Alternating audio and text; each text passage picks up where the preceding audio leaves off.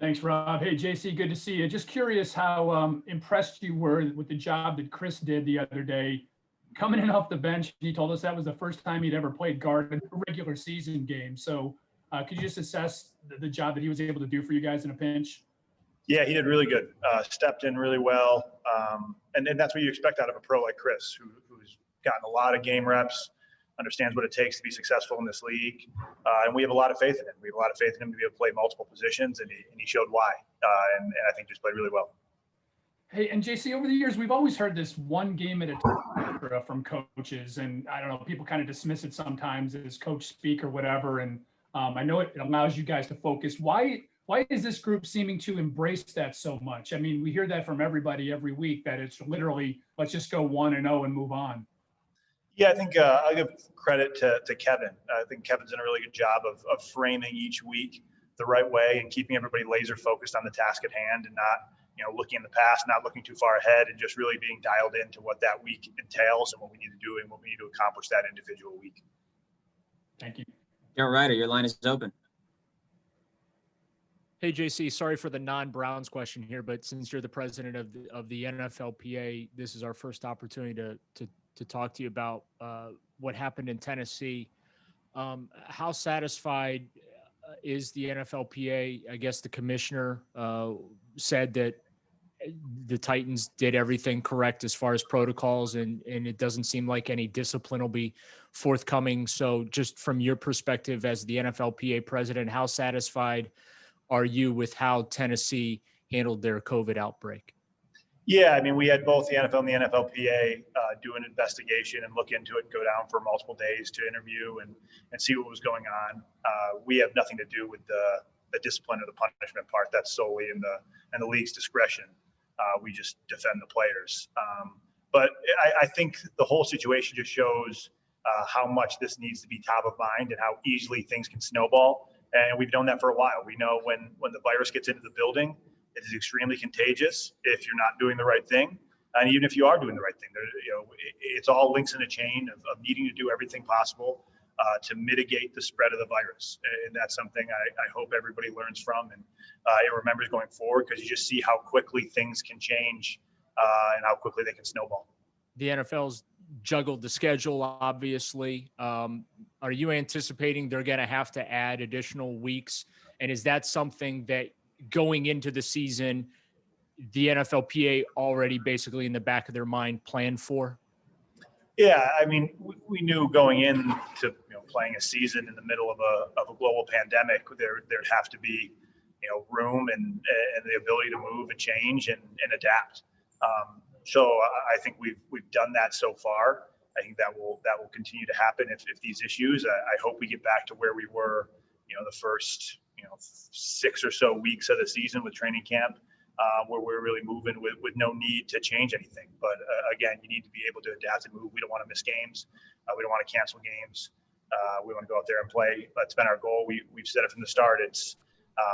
We knew it would be easy to start, and we knew it would take a lot of diligence and a lot of work to finish. And our goal from the start has been to play 16 games for every team, get through the playoffs, and crown a Super Bowl champion. And we have to leave everything on the table to make sure we do that. Okay, thank you. Jeff Chevelle, you're up.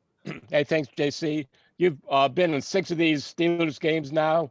How intense do you expect this one to be with your record and them being like they are?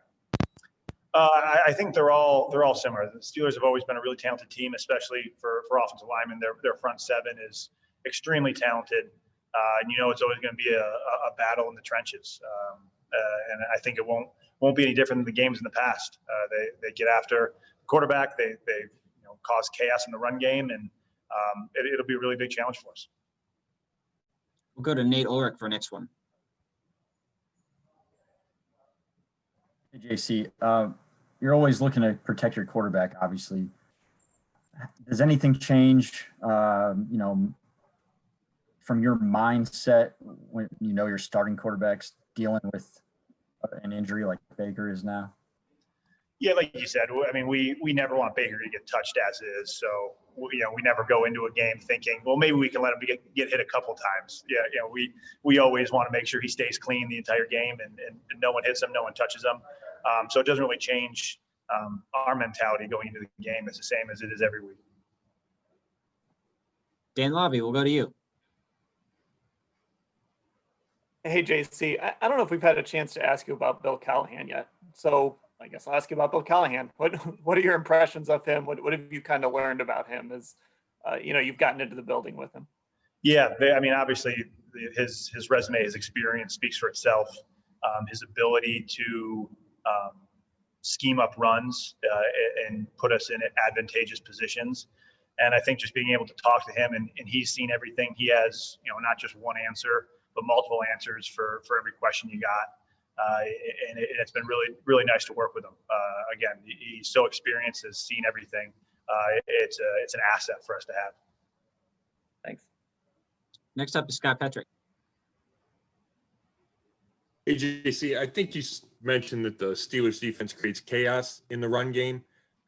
How do they do that? And how does the wide zone scheme kind of match up with what they do out of that 3-4?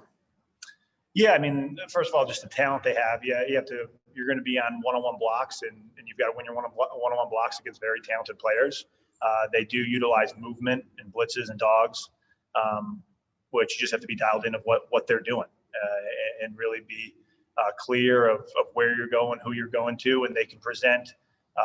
They're very multiple in their looks, where they can present looks a bunch of different ways, and that's always a challenge. So I think after a full week of practice, we'll be ready to go, and we'll understand kind of their tendencies and things like that. But again, very talented up front, and always a battle. It looks like another challenge for Jedrick on the outside with their pass rushers. How do you think he's done through these first 5 games? I think he's done a really good job, obviously being put in the position he was, of transitioning with no off-season work. I think you continue to see growth every week. I think you'll continue to see that throughout the entire season. He's still young at the position, continuing to get the work in practice and continuing to get better and more comfortable every week. So I think that'll just continue. Thanks. Next up is Jake Tretter. JC, what do you attribute the turnaround you guys have had along the offensive line this season from last year? I mean, hey, it's tough to pinpoint something. I think obviously the additions we've made. Jack is a hell of a player. Jedrick, a young player, but playing at a high level already. And everybody's just playing well together. I think we've been really dialed in. I think the scheme that we run fits us very well. And I think Bill's done a really good job of coaching us up. How has he done a good job coaching you up? I mean, his experience in the wide zone, what he wants us to do and how he wants us to fundamentally block things up. I think everybody's just on the same page. Everybody's doing the right thing. We all understand where we're supposed to be, who we're supposed to be going to, and how we're supposed to go there. And especially in the wide zone offense, that's how you have to be in order to make it work and make it run. Let's go to Mary Kay Cabot.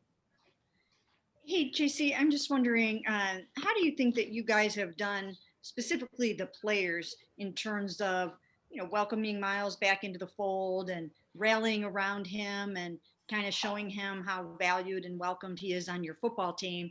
And then also, do you guys feel like you're going to need to, be super supportive this weekend because it could be kind of an emotional game for him? I mean, that was never a question for us. Miles is one of us. He's done a great job of taking a real step this year of being a leader on this team.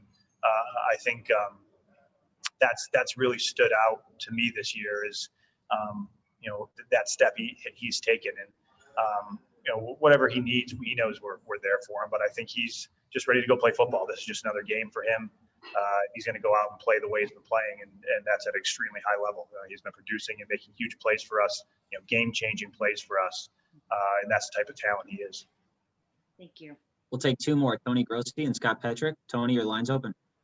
JC, are you at all concerned, or the NFLPA concerned, that when this season gets into 12th, 13th game and teams are out of the playoffs, that they will get lax on protocols? And follow-up is, if there is a game that needs to be scheduled between 2 non-playoff teams, Are you in favor of playing it or canceling it?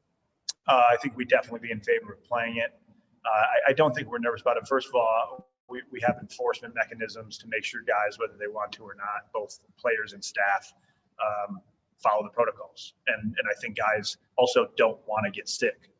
They don't want to contract the virus and bring that home to their families.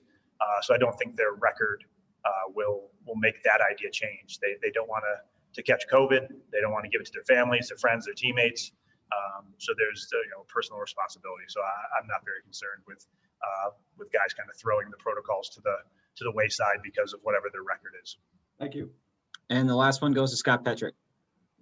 Hey, JC, it seemed like there was some backlash last week surrounding the virus and coming out of New England and Tennessee on the testing and whether or not it was fair to ask New England to play.